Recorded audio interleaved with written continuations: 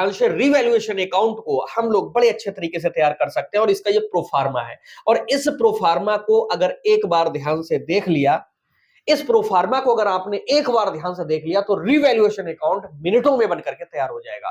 पुनर्मूल्यांकन खाते का तो मतलब यही हो गया कि जितनी भी हमारे साझेदारी में संपत्तियां हैं, दायित्व हैं, उनको अब हम नए मूल्य पर लाएंगे। और जब नए मूल्य पर लाएंगे तो या तो वो पहले से कम हो रही होंगी या पहले से ज्यादा हो रही होंगी।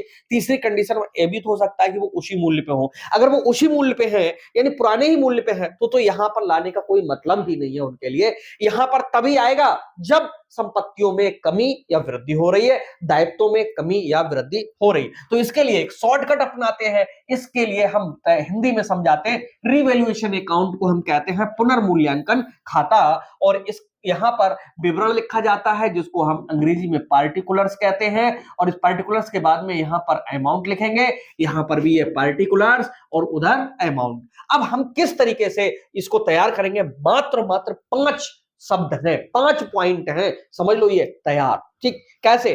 जैसे ये नॉमिनल अकाउंट के बेस पे बनाया जाता है पुनर्मूल्यांकन खाता। नॉमिनल का मतलब होता है लाभ हानि खाते के बेस पे, यानी नाम मात्र खाते पे बेस पे बनाया जाता है। और लाभ हानि खाते में पता है कि जब भी नुकसान हो, हानि हो, डेबिट में जाएगा। इसका मतलब क्या है? संपत्तियों में अगर कमी हो रही हो तो यहां पर डालेंगे आप, और संपत्तियों में वृद्धि हो रही हो तो यहां पर डालेंगे। क्यों? क्योंकि कोई संपत्ति, मान लो भवन पहले 2 लाख रुपए का था और आज की डेट में वो 3 लाख का हो गया, या वो 1,50,000 का हो गया, 2 कंडीशन आपको मिलती है। तो 2 लाख का भवन 1.5 लाख का हो गया, इसका मतलब नुकसान हो गया। नुकसान हो गया, चलो डेबिट में यहां डाल दो। और 2 लाख का भवन 3 लाख का हो गया, फायदा हो गया, इसका मतलब क्रेडिट में गया, यानी ये यहां पर जाएगा।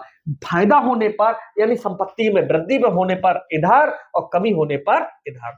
सिंपल सी बात है, तैयार हो गया। दूसरा, संपत्तियों से दायित्व तो ठीक उल्टे चलते हैं। मान लीजिएगा कोई भी, जैसे लेनदार ही हैं, लेनदार पहले थे कितने के? 20,000 के। 2 कंडीशन है, अब वो 30,000 के हो गए या वो 10,000 के हो गए।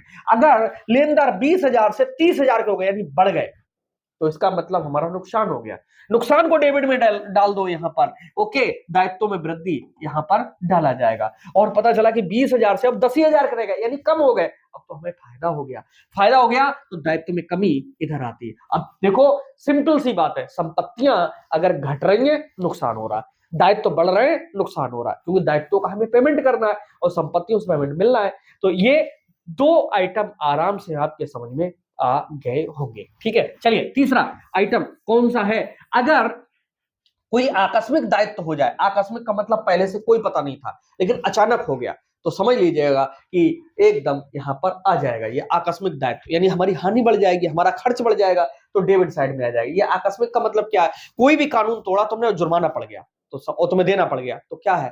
एक प्रकार की हानि है, एक प्रकार का खर्च है, इसलिए कहा जाएगा डेबिट में। और आकस्मिक आय अगर हो जाए, आकस्मिक संपत्ति अगर दिखाई दे जाए, तो समझ लो कि उससे हमारा फायदा हो रहा है, वो कहां चला जाएगा? क्रेडिट में। अगर कोई बिना लिखा दायित्व निकल पड़ा, वृद्धि हो रही है एक प्रकार से, तो इधर आएगा। क्यों? क्योंकि अगर अचानक दायित्व निकल पड़ा, बिना लिखा निकल पड़ा, तो उसका हमें पेमेंट करना है, और पेमेंट करना है तो हमारा खर्च है या नुकसान है। और पता चला कि बिना लिखी कोई संपत्ति निकल पड़े। बिना लिखी का मतलब है कि कई ऐसी संपत्तियां होती हैं जो कभी कभी लिखने से छूट जाती हैं, होती बिजनेस में।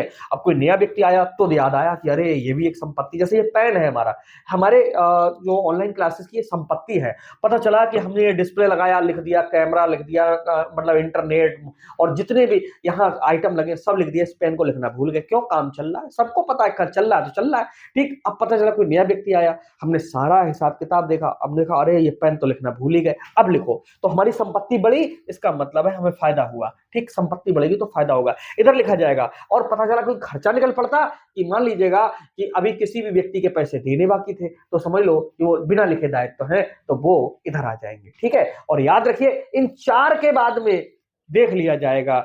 मेन तो ये ऊपर की 2 ही है, संपत्तियां और दायित्व। ये आकस्मिक दायित्व निकल पड़ेंगे, बिना लिखे दायित्व लिखना पड़ेंगे। ठीक है, और इधर से संपत्तियों का पूरा हिसाब किताब जहां तक चलता है। अगर इधर का टोटल ज्यादा है, लाभ का टोटल ज्यादा है, तो जाहिर सी बात है इधर के खर्चे या हानियां हैं घटाने के बाद में जो भी लाभ बचेगा पुराने साझेदारों के पूंजी खाते में हस्तांतरित किया जाएगा। किसमें? ओल्ड रेशो में। ओल्ड रेशियो में, ठीक है। और यहां से क्या होगा, लाभ हानि खाता जो हानि जो होगी पुराने साझेदारों खातों में हस्तांतरित कर दी जाएगी ओल्ड रेशियो में, यानी पुराने अनुपात में। तो इस तरीके से हमारा जो रिवैल्यूएशन अकाउंट है वो बनकर के तैयार हो जाएगा, चुटकी में आप लोग बना दोगे। चलिए इसको समझने के बाद आगे देखते हैं। अब महत्वपूर्ण उदाहरण, ये जो है आपके हमेशा इस तरीके के जो एग्जाम्पल्स हैं, ये आपके बेटा पेपर में पूछे जाते हैं, ठीक है, जो हम यहाँ पर दे रहे हैं, ठीक। और ये बहुत अच्छे